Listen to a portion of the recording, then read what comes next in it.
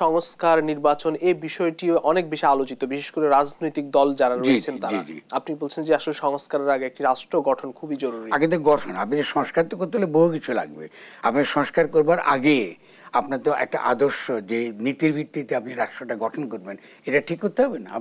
আপনি কিসের আদর্শের ভিত্তিতে করবেন? কিন্তু একটি প্রশ্ন আসলে করতেই হয় যে 10টি কমিশন হয়েছে, এরা আসলে কতটা সংস্কার করতে পারবে? এটা মানুষের যে প্রত্যাশার একটি পারদ আছে না। দেখুন, এটা তো আমি তো গণক না, আমি বলতে পারবো না, কারণ তাদের তো কমিশনে তাদের তো বক্তব্য আমি এখনো শুনি নাই।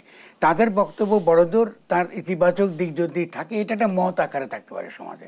কিন্তু যখন আপনি রাষ্ট্র গঠন করেন, জনগণকে তো সেখানে প্রক্রিয়ার মধ্যে আপনাকে অংশগ্রহণ করাতে হয়। আপনারা কথা বলতেছে রাজনৈতিক দলগুলোর সঙ্গে, তো রাজনৈতিক দলগুলোর জনগণের প্রতিনিধি, এটা তো ভুল ধারণা।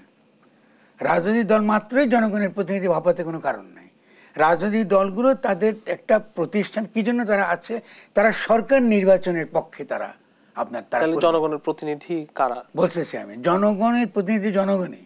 ফলে আপনি এই জন্য শব্দটা আলাদা করতে হবে, রাষ্ট্র এবং সরকার। সরকারে বলুন কি আপনি স্থানীয় সরকার বলুন, ঠিক আছে, আপনি কি বলে আমাদের জাতীয় পরিষদ বলুন, এটা হলো সরকার, প্রশাসন এবং সরকারের নির্বাচনের জন্য দরকার। কিন্তু রাষ্ট্র গঠনের জন্য দরকার কনস্টিটিউয়েন্ট অ্যাসেম্বলি। এটাকে বলে গঠনতন্ত্র সভা। মানে নতুন একটা গঠনতন্ত্র প্রণয়ন করবেন, তার জন্য তর্ক বিতর্ক করবেন এবং মত নেবেন কাদের কাছ থেকে? সাধারণ মানুষের কাছ থেকে, তাদের প্রতিনিধিদের কাছ থেকে। যেমন কৃষকদের কাছ থেকে নিতে হবে আপনাকে, নারীদের কাছে নিতে হবে আপনাকে, শ্রমিকদের কাছে নিতে হবে আপনাকে, আমাদের মতন লোকের কাছে নিতে হবে আপনাকে, গণমাধ্যমের কাছে নিতে হবে আপনাকে। আপনি তো খালি একটা কমিশন করে পলিটিক্যাল পার্টি কথা বলছেন, কিছু লোককে পছন্দ হয়ে ধরে ধরে ডেকে নিয়ে এই সময় কথা বলছেন, এই কমিশন আমি করবোটা কি? আপনি এই সংস্কারে বিশ্বাসী না? দেখুন, আপনি আবারও একই প্রশ্ন করেন। গঠন আর সংস্কার তো দুটো আলাদা কনসেপ্ট। আপনি যখন একটা রাষ্ট্র গঠিত হয়, তখন সংস্কার কথার অর্থ হতে পারে যে আমরা গঠন করেছি, এবার আমরা এই ক্ষেত্রে সংস্কার করবো। আপনি রাষ্ট্রটা বানান না আগে। রাষ্ট্র বানাবার পরে আপনার এখানে টেবিল চেয়ার কী থাকবেন, ফার্নিচার কী কিনবেন, কোথায় কী রাখবেন, এই ফার্নিচার পছন্দ হয়েছে না আরেকটা ফার্নিচার করবেন, ঠিক আছে। এখন ফার্নিচার বলে হয়তো আপনার অ্যাভেস্টার মনে হচ্ছে। ধরুন আজকে আমি আপনাকে যদি জিজ্ঞাসা করি, আমরা কি প্রেসিডেন্সিয়াল পদ্ধতির সরকার ব্যবস্থা চাই, নাকি আমরা এই যে ব্রিটিশ পার্লামেন্টের সরকার ব্যবস্থা চাই? এটা কি আমরা ডিসাইড করেছি? আমরা কি জনগণকে জিজ্ঞাসা করেছি গণঅভ্যুত্থান পরে? আমরা জিজ্ঞাসা করি নাই। আমরা যে সেপারেশনটা চাই আজকে বিচার বিভাগ এবং আপনার নির্বাহী বিভাগ এবং একই সঙ্গে আপনার কি বলে এই যে সেপারেশন অফ পাওয়ার যাকে বলে, এই সেপারেশনটা পাওয়ার আমাদের মতন একটা পোস্ট কলোনিয়াল একটা রাষ্ট্রে, একটা সমাজে আমরা কি করে করব? 2 নম্বর, আমরা কি এখনও ব্রিটিশ আইন বজায় রাখবো in the name of constitutional continuity, সাংবিধানিক ধারাবাহিকতার নামে, নাকি ঝেঁটিয়ে বিদায় করে দেবো, নাকি লাথি মেরে ফেলে দেবো? আরে ভাই, ব্রিটিশ তো চলে গেছে বহু আগে, একদিন পর্যন্ত ব্রিটিশ আইন কেন চলতে হবে? আমরা কি নিজেরা বসে আমাদের নিজের একটা আইন ঠিক করতে পারি না? আমরা পারি না? আমরা ছাড়া কি অন্য কোনো রাষ্ট্র উপমহাদেশে চলছে ব্রিটিশ আইনে? বহু দেশে চলছে, ইন্ডিয়া চলছে।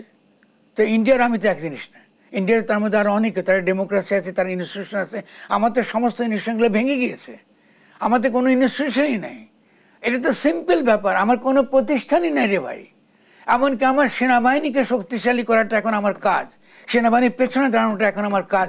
আমি কদিন পরে যুদ্ধ করবো কি দ্বারা, কাকে দিয়ে করব? এই যে আপনি বানাইছেন তাকে বিজেপি, ও কি দারোয়ান নাকি? ও তো সৈনিক, আপনি কেন অপমান করছেন তাকে? আপনি তো শেখ হাসিনা অপমান করেছেন, আপনাদের প্রথম দিনই এসে তাকে তার সৈনিকতার মর্যাদা ফিরিয়ে দেওয়া উচিত ছিল। এগুলো কি? তাহলে আপনি সেটা করছেন না। এখন ইন্ডিয়াকে এসে রাস্তায় আপনার সীমান্তে এসে এলে করবে। ওইদিকে যদি আপনি বিএসএফ জানেন যে তারা মর্টার নিয়ে ওখানে আসে, মর্টার নিয়ে বসেছে ওখানে বাংলাদেশে দিয়ে তাক করে।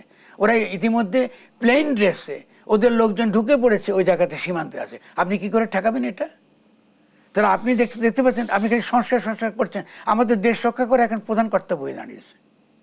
আমি দেশকে রক্ষা করবো কি করে? আমি যদি এক্ষুনি সামরিক প্রশিক্ষণ দেওয়া না শুরু করি এই আমাদের সাধারণ মানুষের, আমি প্রস্তুতি নেব কি করে? আগামী দিনে আমি কি করে পারবো? এই সেনাবাহিনীতে আমি পারবো? এই সেনাবাহিনীকে ধ্বংস করার জন্য তো আপনার ওই চিটাঙ্গে হাজারিগুলিতে আপনি অ্যাসিড মারছেন কিতে? সেনাবাহিনীর গালে বলছেন, সেনাবাহিনীর গায়ে অ্যাসিড মারছে, আপনি সৈনিকদেরকে খেপাই দিচ্ছেন।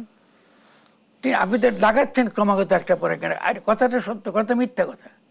আপনি সেনাবাহিনীর সঙ্গে জনগণের দ্বন্দ্ব লাগাবার জন্য সারাক্ষণ আপনি তৈরি হয়ে আছেন। আপনি সেনাবাহিনীকে ম্যাজিস্ট্রেসি দিয়েছেন, তার মানেটা কি? সেনাবাহিনী কি পুলিশের কাজ করবে? এটা কি তার কাজ? আর পুলিশ পারেন না কেন পুলিশ করতে? পুলিশ যদি আপনি না পারেন তাহলে নতুন করে পুলিশ, আমরা পুলিশই করি। রাজনৈতিক